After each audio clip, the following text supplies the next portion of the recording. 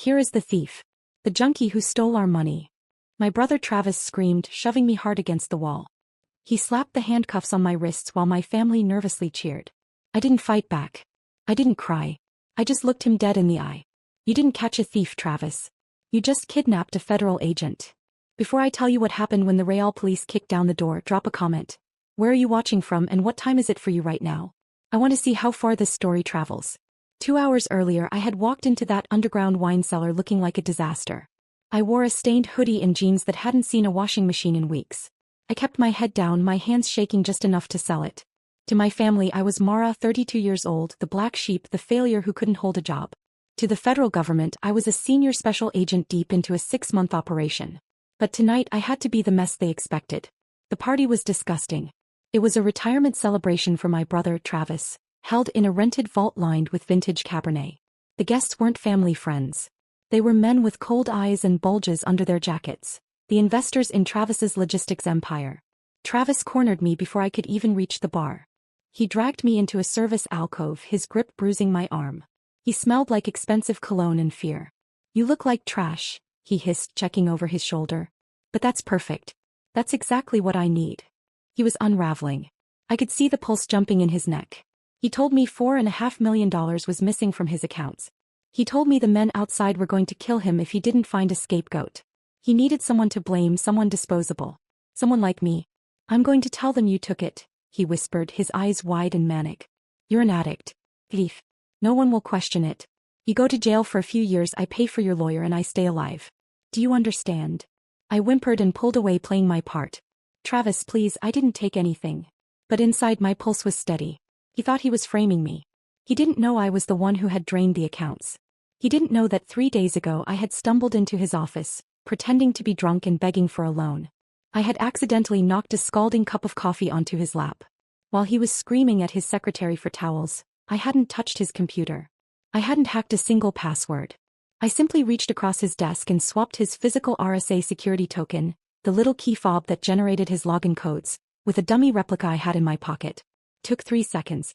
For the last 72 hours, every time he tried to log in he failed. Meanwhile I was logging in from my car, mirroring his entire hard drive.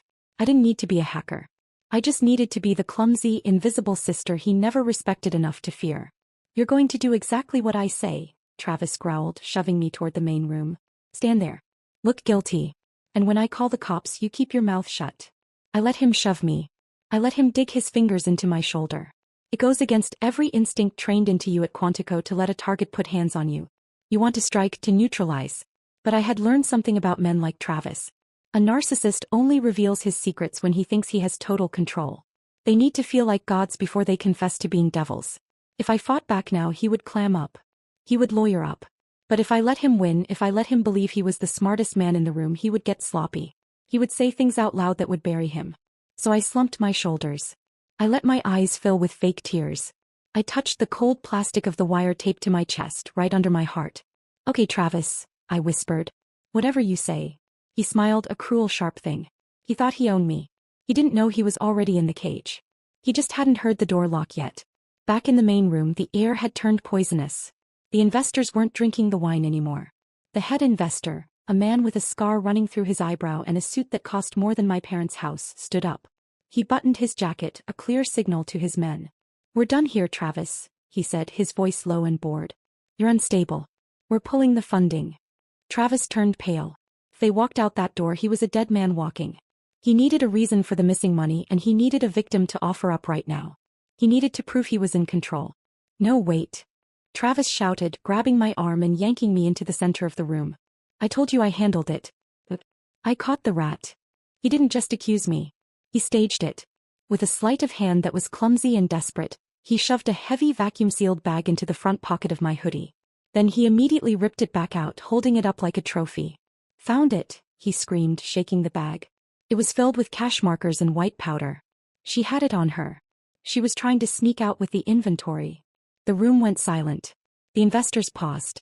They weren't convinced, but they were watching. I looked at my mother, Cynthia. She was standing by the buffet table, clutching her pearls. This was the moment.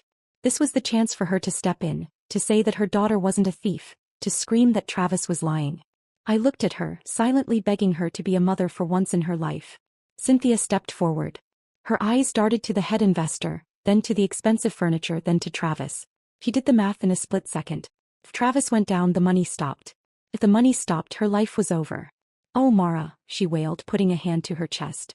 "It was a performance worthy of an Oscar. How could you? After everything we gave you? You shame us." She looked at the investors, tears streaming down her face. "I have no daughter. She's dead to me. Do whatever you have to do." The betrayal hit me harder than the pavement ever could. It wasn't just greed, it was survival. She was willing to feed me to the wolves to keep her heated floors. Travis saw he had the room back. He felt powerful. He dragged me toward the heavy iron wine rack near the exit, blocking the investor's path. He wasn't just detaining me, he was making me a human barricade. "I'm handling this," Travis announced, his chest puffed out. He pulled the handcuffs from his belt. "I'm calling Officer Miller. We're doing this by the book." He slapped the metal onto my wrist, threading the chain through the iron bars of the rack. The metal bit into my skin. He clicked it shut. "You sit there and think about what you did," he spat, spittle hitting my cheek. He pulled out his phone, his thumb hovering over the contact for his dirty cop. He smirked at me, thinking he had won. Thinking I was trapped. I leaned my head back against the cold bottles.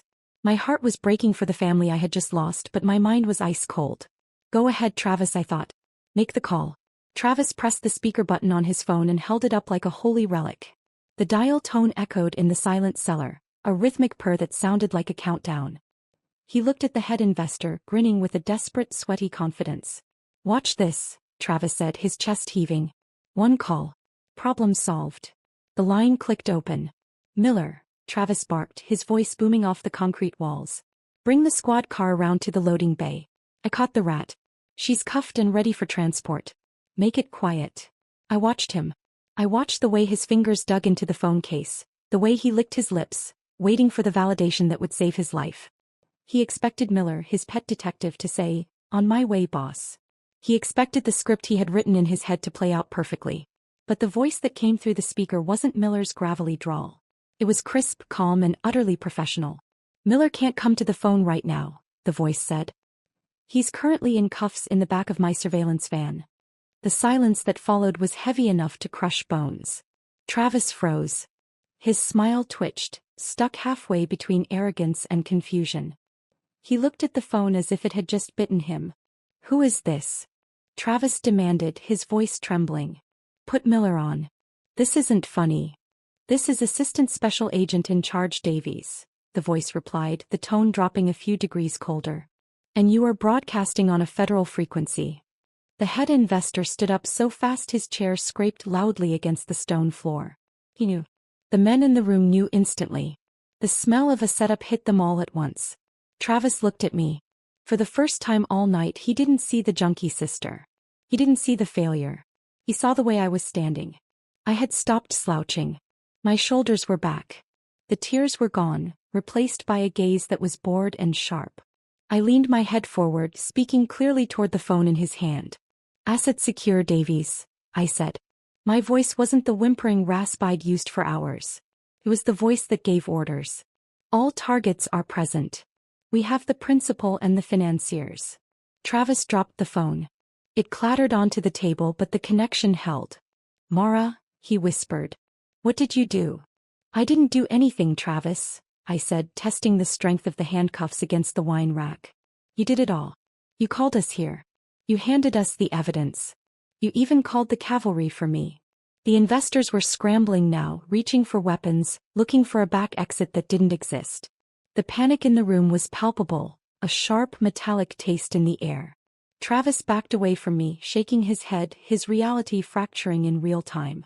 "No," he stammered. You're a mess. You're nobody." "You're talking to Senior Special Agent Vance," I corrected him. "And you have nowhere to go." I looked at the heavy steel doors of the wine cellar. "Davies," I said. "Breach." "Copy that," the voice on the phone said. "Breaching in 3, 2. Travis covered his ears. The investors ducked. My mother screamed. The sound of the breach was deafening, a synchronized explosion that blew the heavy cellar doors off their hinges. Dust and splinters rained down as black-clad figures swarmed into the room, their movements precise and terrifyingly fast. "Federal agents. Get down. Hands on your heads." It wasn't a fight. It was a takedown. The investors, men who thought they were untouchable, were on the floor in seconds, zip-tied and subdued. The air smelled of cordite and ozone. Travis didn't run. He couldn't. He stood frozen, his eyes darting around the room as his world collapsed. He saw the red laser dots dancing on his chest. He saw the badges. He saw the reality he had denied for so long. This is a mistake. Travis screamed, his voice shrill. He did this. She's the thief. Arrest her. He pointed a shaking finger at me, still chained to the wine rack. That junkie set me up. Check her pockets. The evidence is on her. The SWAT team leader, a man I had worked with on 3 continents, walked past Travis without even glancing at him. He holstered his weapon and approached me. Agent Vance, he said, his tone respectful. Apologies for the delay. Traffic. He pulled a key from his vest and unlocked the handcuffs. The metal fell away, clattering onto the stone floor. I rubbed my wrists, feeling the blood rush back into my hands. No apology necessary, Captain, I said. Asset containment was the priority. The team leader handed me my badge and sidearm, retrieved from the secure lockbox in the surveillance van. I clipped the badge to my belt and checked the weapon. The weight of it felt familiar, grounding. I turned to Travis. He was gaping at me, his mouth opening and closing like a fish on a hook. Agent, he whispered. You're a clerk. I haven't been a clerk for 12 years, Travis, I said, my voice cutting through the noise of the arrests. I'm the lead investigator on the task force that just dismantled your entire operation. I walked over to the table where he had dropped the evidence bag, the one he had shoved into my pocket moments ago. I picked it up. You planted this on me because you thought I was weak, I said, holding the bag up. You thought I was a junkie who couldn't fight back. But this isn't just drugs, is it? I ripped the bag open. Inside, nestled among the cash markers, was a black, leather-bound ledger. It's the payout schedule, I said, opening it to a random page. Dates, amounts, names. Every dirty dollar you washed for the cartel. Verified by the digital clone I made of your server 3 days ago. Travis sank to his knees. The fight left him all at once. He looked small, pathetic, a child who had been caught playing with matches while the house burned down around him. I can fix this, he stammered, looking up at me with wet eyes. Mara, please. I'm your brother. Tell them it was a mistake. Tell them I was undercover. Undercover. I gave a sharp laugh. No, Travis, you weren't undercover. You were under surveillance. I nodded to the team leader. Get him out. As agents dragged Travis away, he screamed for Cynthia, then spotted the leather bag on the table. Mom. The bag, burn it. Destroy it. Cynthia lunged, snatched the evidence and threw it into the roaring fireplace. The leather caught fast. The pages curled, blackened, vanished. Travis cackled, triumphant. It's gone. You've got nothing. I stopped the team leader with a hand. Let it burn. Cynthia turned, soot on her dress, defiant. You have no proof. It's his word against yours. I didn't flinch. You think I brought the original ledger to a party? That was a $12 notebook, a decoy. His smile cracked. The real evidence isn't paper, I said. I cloned your server. Every transaction, email, and dirty dime is already in the DA cloud. Travis went limp. Then I faced Cynthia. And you just made the worst mistake of your life. I was protecting my family, she whispered. No. You were destroying evidence in a federal investigation, I said. And now you're in it. Under RICO, concealment makes you liable. And with civil asset forfeiture, the government assumes everything you own was bought with dirty money. It's my house, she choked. Not anymore, I said. You burned your bridge. Now you live in the ashes. He snapped, lunging at me, clawing for my badge. I moved first, took her down hard, pinned her to the stone. Cynthia Vance, stop resisting or you'll be charged with assaulting a federal officer. I'm your mother. And you tried to sell me for a paycheck, I whispered, locking real cuffs around her wrists. As they hauled them out, Travis didn't fight. Cynthia didn't beg for him, she screamed about her jewelry. I walked out into the night to the sound of sirens. Justice finally loud. 3 days later, the mansion didn't have a for sale sign. It had orange tape and a notice. Seized by the U.S. Marshals Service. Cynthia stood on the curb arguing for her pearls. Travis sat in a federal holding cell, bail denied, staring down 20 years to life. I looked at my old sedan, paid for with clean money, title in my name. Then I opened my contacts. Delete. Travis. Delete. That. Delete. Not a breakdown. A balance sheet correction. I drove off, toward a future that was quiet, honest, and mine. If you've ever had to be the villain in someone else's story just to save yourself, share this. You're not alone.